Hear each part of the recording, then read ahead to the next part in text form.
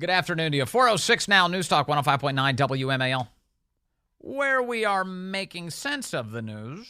Coming up, Jason Miyares, the Attorney General of Virginia, is with us at 4:30. 5 o'clock, Congressman Mark Green talks to us about the border crisis. He chairs the Homeland Security Committee. They had a big hearing on that subject today, including the financial cost to the average American.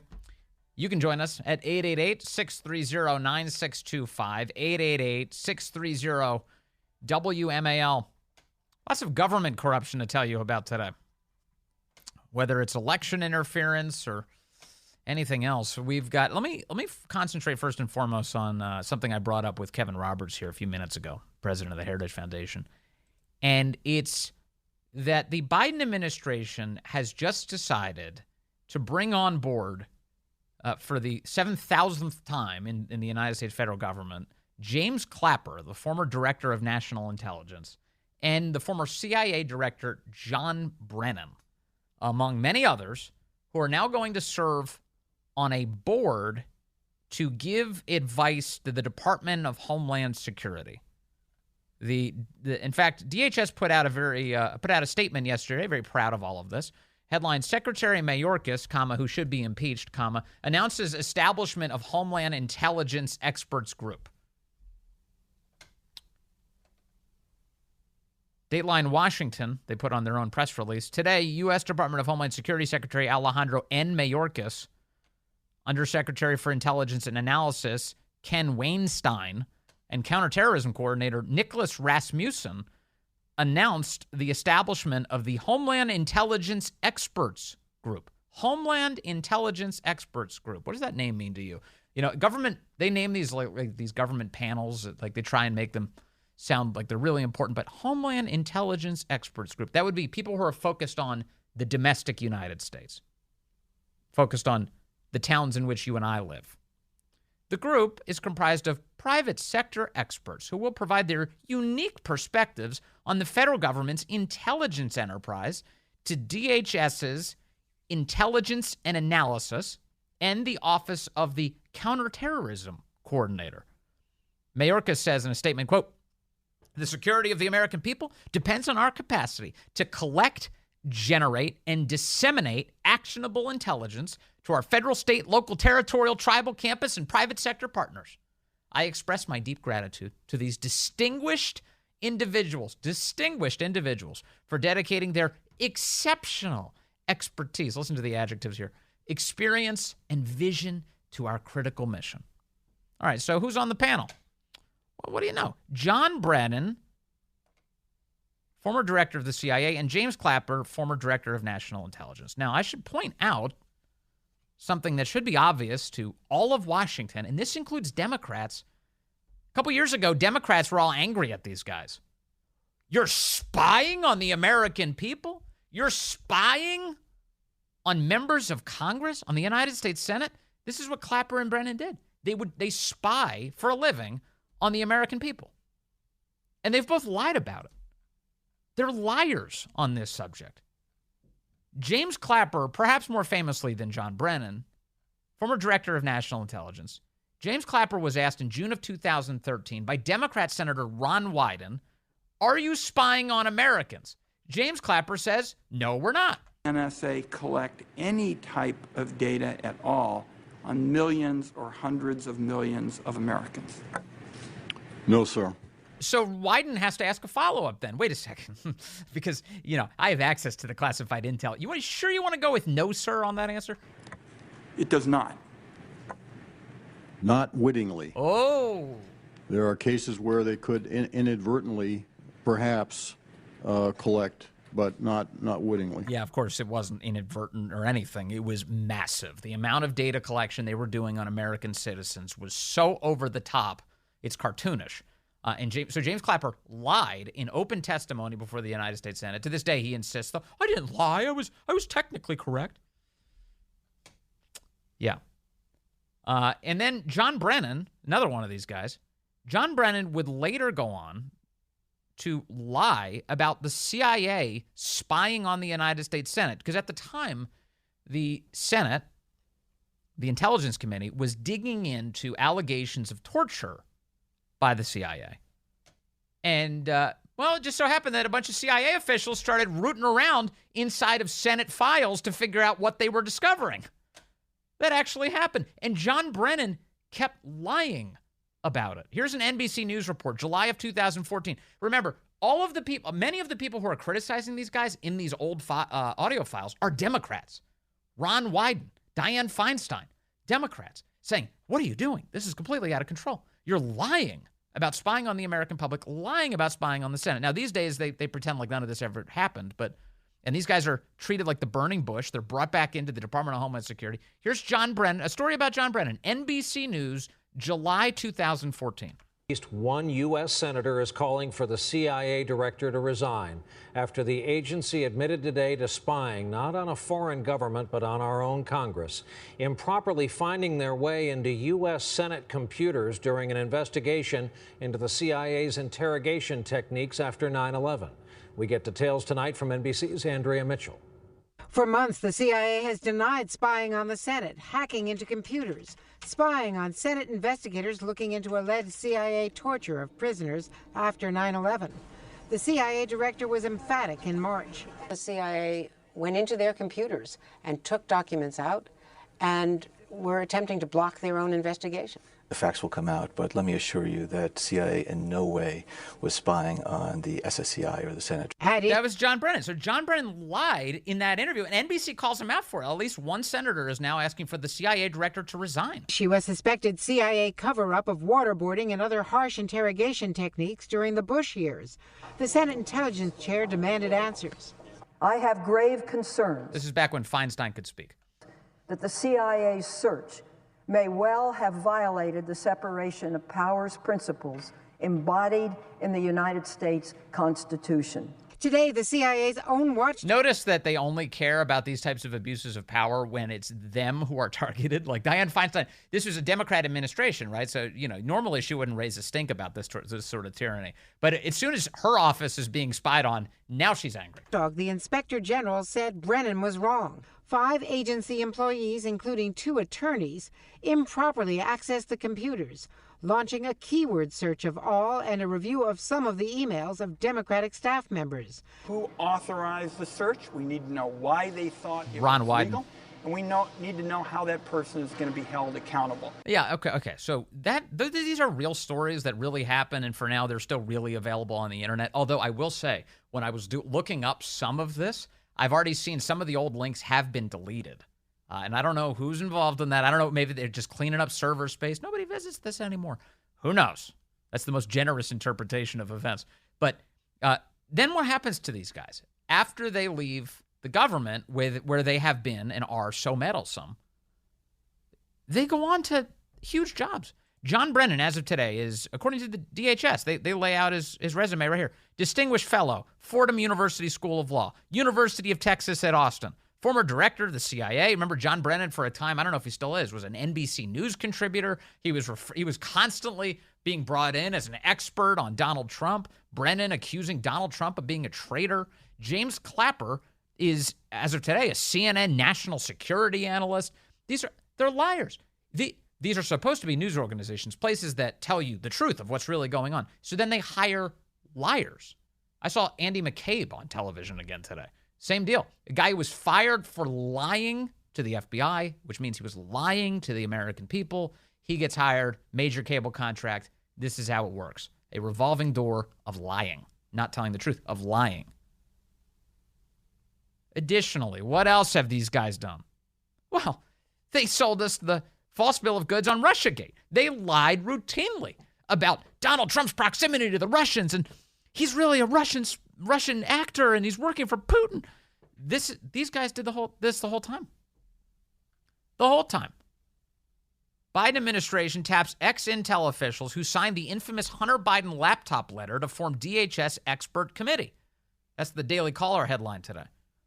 Several former intelligence officials who signed a letter suggesting that the Hunter Biden laptop was likely a Russian information operation are joining a federal expert board handling issues of national security, the Department of Homeland Security announced Tuesday. Former Director of National Intelligence James Clapper, former CIA Director John Brennan, and, there's more, former CIA Operations Officer Paul Colby, who will now serve on the board, all signed the October 2020 letter casting doubt on the legitimacy of the Hunter Biden laptop and suggesting its release was a Russian disinformation ploy. The group will now advise DHS on intelligence and national security efforts regarding issues such as, quote, terrorism, fentanyl, transborder issues, and emerging technology, according to DHS. The Hunter Biden laptop contents were all actually authenticated as real by the Daily Caller News Foundation, as well as the New York Times, the Washington Post, CBS News, and other media outlets. Although I will say that those corporate news outlets, those big legacy news outlets, they didn't authenticate the laptop until it didn't matter anymore. They did it way after the election. I was like, oh yeah, the Hunter laptop's real. They moved on. Daily Caller points out there's currently no evidence suggesting the laptop was a Russian disinformation operation. So, look, if in case you're wondering, are there consequences? Nope, not for the left. Will they continue their abuses? Yes, this is an endorsement of that. And, will any of their sins ever catch up with them? James Clapper and John Brennan in particular? No, they never do. They never do. They straight up lied to you and the United States Senate, and now they're in the good graces of all of the very same leaders who were criticizing them, officials who were criticizing them now a decade ago. And I've seen a lot of people, I have seen some reference to James Clapper lying about spying on the American people. I haven't seen many people pointing out that John Brennan lied about spying on the United States Senate. But if, when you mention him, when you think about John Brennan, that definitely should be one of the things you contemplate. It's remarkable. Let me bring in Paul. He's calling in on line 1 from 95. He's on Interstate 95 in America. Hello, Paul. Hey, how are you doing, man? I'm good, sir. What's on your mind? Well, this whole thing with Brennan and Clapper being, the spy masters for the DHS, for the country inside our bound borders, the FBI already does that job. Mm-hmm. Well, there's a lot of members of this team, Paul. It's a big effort. Well, yeah, but the only reason they would do that, seeing as, Mayorkas is so terrible at his job, and so, Joe is they would only do it for some nefarious reason. Yeah, especially given the well-documented record of deceit and lying that these guys have directed towards the American people. So there's only really one conclusion from this. It's the same thing when they set up this, what was it called? The Disinformation Governance Board. It was designed to censor the American public. Do you remember that? The Disinformation Mary Poppins? She was a nut. Yeah. She was a nutcase. Yeah, that girl was Looney Tunes, but they gave her a big job, which is to censor America. Thank you, Paul. I appreciate the call and the safe driving, as you call us. Coming up on the Vince Coglianese Show, we're going to chat with Congressman Mark Green at 5 o'clock. That's the top of the next hour. And he's the chairman of the Homeland Security Committee. I want to get his impression on this too. Brennan, Clapper, back in action in the United States government, working on behalf of DHS, giving them advice on what the United States government should and should not consider a threat. You think that's a good idea? These guys who target the American people and then lie to us about it? No, I think it seems like a bad idea, personally. Congressman Mark Green will get his reaction. One last piece of flashback audio for you. This is, Ron Wyden, the Democrat, would go on to confront John Brennan about spying on the Senate, and Brennan spazzed out during the hearing. Don't say we spied on the Senate. But do not say that we spied on Senate computers or your files. We did not do that. We were fulfilling our responsibilities. I read the exact words of the Inspector General and the exact words of the review board. You appointed the review board. They said nobody ought to be punished, but they said there was improper access. And my point is, in our system of nobody's ever punished for anything. Government, we have responsibilities to do vigorous oversight. And we can't do vigorous oversight if there are improper procedures used to access our files. My time is up. Yeah, so there's anyway, that was an amazing moment, but Brennan stared at him, just growled at him. Don't say we spied on you.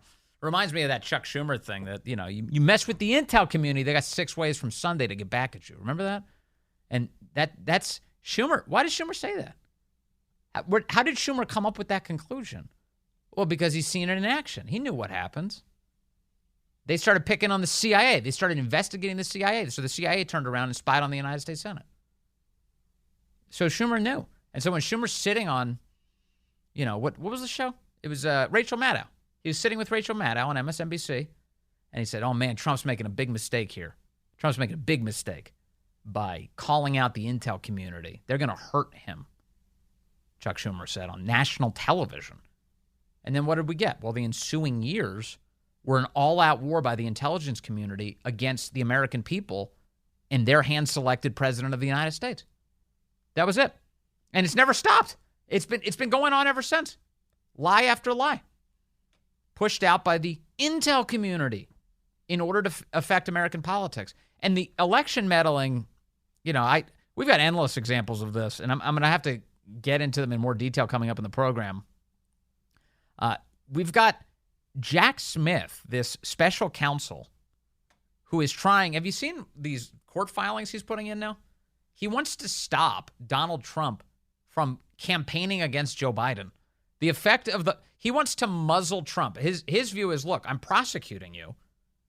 I've indicted you. I'm prosecuting you. You shouldn't be allowed to use your First Amendment rights in public. You shouldn't be allowed to campaign. You shouldn't be allowed to call out Joe Biden for his involvement. You shouldn't be allowed to accuse the Justice Department of election meddling. You can't say anything. You just got to stand there and not say a word. Keep your mouth shut. And then everything will be fine. That's what he's asking the court to impose on Trump right now. And, of course, they've got a psychopath as a judge who's looking at all of this, so it doesn't look very good for Trump at the moment. It's gotten so crazy that even Washington Post columnists are beginning to wonder if the Democrats actually believe in democracy. Like, hey, this may be a bad idea, Jack Smith. I've got the details on that coming up. The Attorney General from Virginia, Jason Miyares, he's just minutes away on yet another busy Vince Coglianese Show.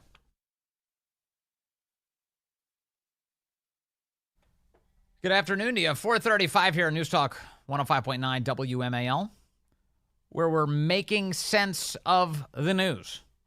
Coming up today, Congressman Mark Green, chairman of the Homeland Security Committee, will join us. We're going to talk to him about what's going on at DHS. They're bringing in Brennan and Clapper again. That's crazy. What's happening on our border, and how much is it costing all of us? That'll be the subject of the conversation. And you can join us today at 888-630-9625, 888-630-WMAL. On the line is the Attorney General of the Commonwealth of Virginia, Jason Miyares. Always good to chat with him. Sir, good to have you back with us. Great to be with you. Thanks so much for having me. Of course, as always. Tell me what's on your plate these days. I know you're very focused on early voting in Virginia. What's happening in the Attorney General's office? Well, I mean, I think early voting is starting September 22nd, and the elections this fall are huge. I mean, there's a reason why Joe Biden's approval rating is in the low 40s in Virginia, and Governor Youngkin's approval rating is getting closer to 60%, because people recognize the work we're doing. As dysfunctional as D.C. has become, Virginia is the opposite. The governor has, instituted a variety of common sense reform. And just in his first year in office, he found over $1 billion of waste that he saved. He's tried to return and has returned over $1 billion to taxpayers. He stood with police instead of trying to defund the police. But the reality is, as much good work as the governor and we've been able to do in Richmond, we getting blocked by a lot of these initiatives being blocked by a far left-wing state senate. Right. And so we launched SecureYourVoteVirginia.com to get people in the game, ready to vote early, because the stakes can be higher. The Democratic-controlled state senate is signing with fentanyl dealers instead of family members and prosecutors. They're signing with big tech when the governor is attempting to try to protect our children and their data for being sold. They even want to siphon off our ability to control and buy non-electric vehicles by ceding Virginia's emission standards to an unelected board in California. Yeah. So those are some of the stakes this fall that are there, and that's why we're out on the road. And I'm out on the road right now, doing another event with another candidate. There's a long list of items, and you just mentioned some of them. But boy, that fuel standard, the emission standard, is one of the nuttiest. State Democrats are preventing Virginia from getting out of a suicide pact with California. And if there's a reason to put Republicans in charge, that's definitely near the top of the list. Right. This was a North America regulation back when they had complete far left monopoly in Richmond. They passed a law tying us to this unelected board in California that said you don't even have the option of buying a gas-powered vehicle. And we warned them what they were doing. They did not care anyway. They went ahead and did this anyway. The average price of an electric vehicle in America today is $67,000. It is prohibitively expensive. If you like an electric vehicles, I have several friends that own a Tesla. They rave about it. That's great, but that's your choice. But to remove that, to force working class Virginians to essentially subsidize electric vehicles for non-Virginians, because it is not just it is a rolling date. In a few short years, it's going to be roughly a quarter, then 50. It's a staggering scale. Then 100% of all new vehicles sold have to be EVs. Well, the only way you do that, the only way you reach those goals is you artificially inflate the price of every gas vehicle while you're still allowed to even buy them. So if you like a gas vehicle, imagine a $10,000, $15,000, $20,000 surcharge being added on that, simply to try to make the prices comparable so they can move the vehicles off the lot. It's unconscionable, and to do it to an unelected body in California. And Vince, as I like to say, don't change my life without a vote. They're allowing an unelected body that's not accountable to anybody in Virginia fundamentally change how Virginians live and work and commute. And I just think that's wrong. And the only way to pass forward is to get a new General Assembly that's not paying attention more to what happens in California than what happens in Virginia. I want to shift gears to a different topic. In Virginia is certainly one that you've been very focused on. For a time, you were fighting for the release of a report in Loudoun County about the sexual assaults that had taken place there in that school, and it was just released in the last week. And honestly, I'm reading through it, going over it on the air. It's jaw-dropping, truly. What Loudoun County did to its students and to the families in that community. I'm talking about the school system there. What was your reaction to this report, and what do you think the public should glean from it? What should be the takeaways from it?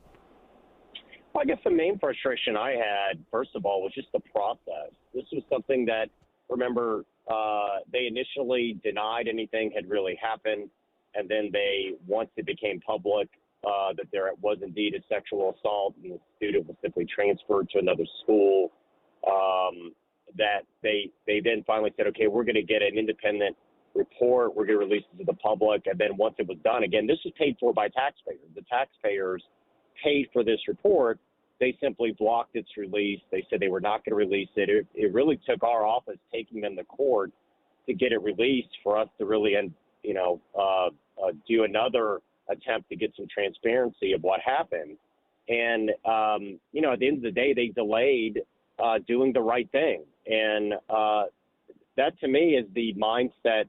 That's the opposite mindset of what we should have for those on our school boards, which should be they should trust accountability and transparency. And I would remind your listeners, it was under the Northam administration, under this far left liberal monopoly we had, where they voted to end the mandatory reporting requirement of sexual assault in schools. And so that was a decision that they made. It took really Governor Youngkin and really our reporting that in our investigation, the grand jury investigation, to really get the General Assembly, even the Democrats with the Democrat control of the Senate decided to reverse course. So the stakes are high. Yes.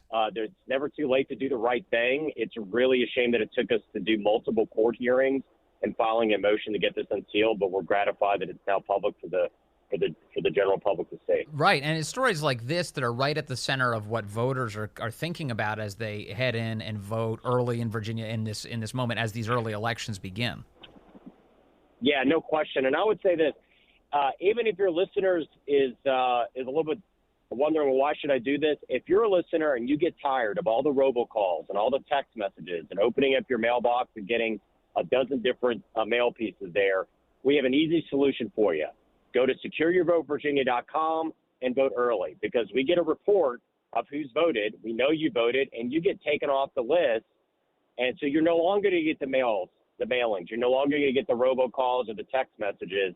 But more importantly, if you want to make sure that we win Virginia, we have about 500,000 Virginians that we know support Governor Youngkin's policies, but they don't always vote in off-year elections. We want to communicate to them. If you want to send a message to the Biden administration, vote this fall. If you want to get off these lists, vote early, because by voting early, it means we also get to free up resources to go after and communicate to those low-propensity Republican voters, those voters that maybe they only vote out once every 2 or 3 or maybe once every 4 years, and we can communicate directly with them and remind them to go vote. Yep. And in Georgia, early voting was great success.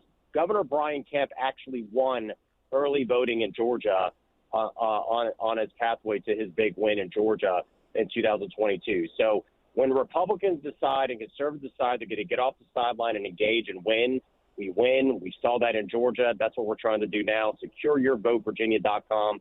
Get off the sidelines, vote early, and let's go win this thing. Jason Miyares, I know a lot of Republican voters over the years, and certainly much more recently, had kind of resolved that if they're going to vote, they want to vote on Election Day in person on a paper ballot because they feel that's the most secure. Can you speak to the security of the election system in Virginia and why you think it's such a good idea to vote early? Well, first of all, it locks your vote in. We know we can identify if you voted early. We can do spot checks to make sure, hey, your vote is in. But listen, I had a dear friend back in several years ago who, back when I was in the House of Delegates, Indian American doctor, he called me up and he said, I went to go vote on Election Day at the end of the day, and someone had voted in my place. And I was incredulous by this. And obviously the Democrats changed. You no longer require to have photo ID to vote in person. And I looked his name up, and there was not another individual by that name registered to vote in the entire city. It was not a case of somebody with the same name. He had a very unique name. And so by voting early, you lock your vote in for any of those type of mistaken issues. But we have a secure election system, early voting system in Virginia. I have great confidence in that. We have a fantastic election law team at the Attorney General's office as well to monitor any and all issues. But it really is important. I'm old enough to remember when Republicans used to dominate in this. The 2000 Bush v. Gore election, everybody talked about, we know it's going to push Bush over the edge. It's going to be these late arriving overseas foreign ballots with military members stationed overseas and business travelers who have to cast their ballots absentee. We used to dominate that. And then candidly, we got away from it. Well, the Democrats didn't. And they really went after aggressively this idea of absentee balloting and early voting. And listen, we have 45-day no excuse early voting and absentee balloting. Those are the rules of the game. And you could sit back on the sidelines and say we're going to complain, or you could say we're going to get off the sidelines, we're going to go win. That's what has happened in Georgia. That's what's happened in a couple other areas where Republicans have decided, hey, we're not going to complain anymore. We're going to go win. Let's go win. That's what we did in 2021. And realize this, use these rules. We won in 2021 by their rules. We maximized the vote in rural areas, some counties where it could take you 20 minutes, 25 minutes to get to your polling place. We said, hey, listen, we got early voting in Virginia. You can go lock your vote in and secure your vote early. That's what we did in 2021. We had a record turnout in rural Virginia that helped propel us and captured the Virginia House. And so I think it's so important to understand we can use these to our advantages. Other Republican, not only do we use it to our advantage in 2021, states like Georgia use it to their advantage in 2022. Let's go out and let's go win this thing. I don't know. I want to ask you, do you have a position on whether or not voters should write in candidates in certain cases? Because in Fairfax County in particular, we've been hearing quite a bit. Steve Descano is the Commonwealth's attorney. He's running there unopposed at the moment.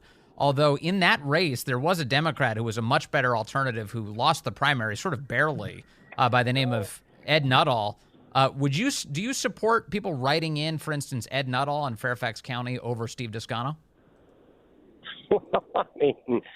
I mean, at this stage, I think Deputy Dog would probably be a more effective prosecutor in Fairfax than Steve Descano. I mean, this is an individual who views himself as a social worker, not a prosecutor. And Steve Descano walks into a courtroom and he sees two victims. He sees obviously the victim of the crime, but he also views the criminal defendant as a victim.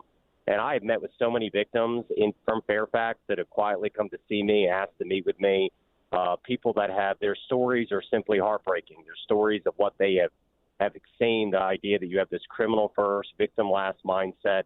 I mean, in Fairfax, they will not prosecute entire categories of crime, those low-pros categories of crime, and it's killing and really hurting so many of our retail merchants that are just dealing with so much in the organized retail crime theft. And too many folks in Fairfax looking over their shoulder in fear, and he's not doing his job. So I think he's completely ineffective as a prosecutor. I wouldn't even call him a prosecutor. I call him a social worker. That's exactly what he is. And then finally, on this issue of crime, a lot of people concerned about that, certainly in the D.C. metro area. You and I have talked about this as the crime is out of control, especially in the district. What is a Republican control? What does the Republican-controlled Senate, should that come to pass, mean for Virginia, and what can Republicans do to help resolve the crime problems that exist, including in Virginia? Well, what we could do is what we can control in Virginia. We launch Operation Ceasefire. We're going aggressively after those that are using guns in the commission of a felony in federal court to go after those. The reality is, Vince, study after study has shown that roughly 3 to 5% of violent offenders are committing over 50% of the violent crime. If you want to lower violent crime, you go after those violent repeat offenders. You don't do cashless bail. You don't change the rules with a presumption against changing the rule and presumption against bail, or it's a revolving door.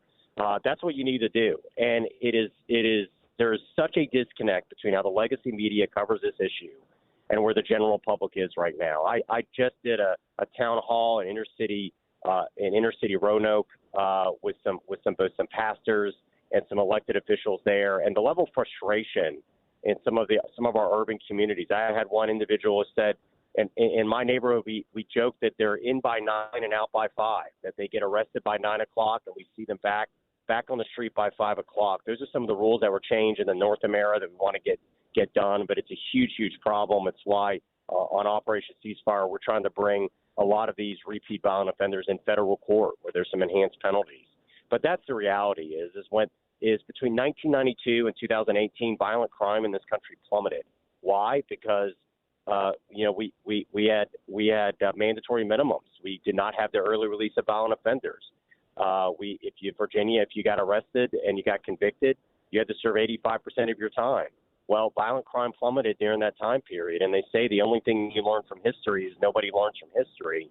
There's nothing being proposed by either these social justice woke prosecutors or by these far-left D.C. City Council that was not tried in the 1970s. All of these so-called social justice reforms, they were tried in the 1970s with disastrous result, led to a crime explosion in the 80s. And then you saw a pushback. We learned some very, very hard lessons that now tragically we have forgotten. And as we moved away from them, the same spike in violent crime we saw in the 1970s when these same measures were adopted, we're seeing now today. So what we could do is control what we are in D.C. I'm gravely concerned about the spike in carjacking. I've been in communication with different officials about the spike in carjacking in the district because so many Northern Virginians obviously commute towards the district, and it's hurting. I mean, listen, at the end of the day, there is data that shows that poverty can help produce crime, but there's enormous data that shows crime can create poverty. That 2/3 of all new jobs are created by small business owners, and small businesses do not locate in high crime area, and they flee high crime areas. And that's why you have these terms entering our American language like food deserts, where grocery stores and retail shops cannot survive because the margins are so tight, so they close shop, and people don't have access to fresh fruits and vegetables. It's a tragedy. It hurts so many communities, and that needs to end, and we're going to do our part in Virginia to push back on that. Yeah, please do. All right, so the website is secureyourvotevirginia.com.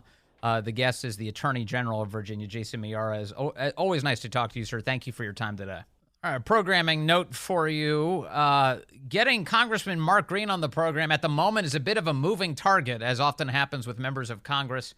Very busy activities on the Hill, a lot going on. We were expecting him at the top of the hour, 5 o'clock. Could be a little bit later in the program, maybe around 5:30. I will update you the moment that I know. But it's important. I really do want to talk to him because as the chairman of the Homeland Security Committee, he can really tap into a lot of big, important issues that a lot of the media is just ignoring today. One of them is that our border is as bad as I've ever seen it. The images that we're seeing right now coming from our southern border are insane. It is nuts. God bless Bill Maloogian at the Fox News Channel. I have to say that guy is just doing incredible, dogged work on this subject and capturing image after image of thousands of people just streaming across our border at every available spot. Waves of humanity coming over. And the Border Patrol, there's no more patrolling the border. They are just processing people in. It's like a travel agency. Welcome. They're like cruise directors. Your snacks will be over here, entertainment over there. Hop on one of these buses, go to any destination you want across the United States. Right this way. Thousands upon thousands crossing over. Border communities declaring states of emergency. Eagle Pass, Texas. State of emergency. Over 11,000 illegals surge across the border. That's close to half of that city's population. Things are crazy. We'll cover them coming up on the Vince Coglianese Show.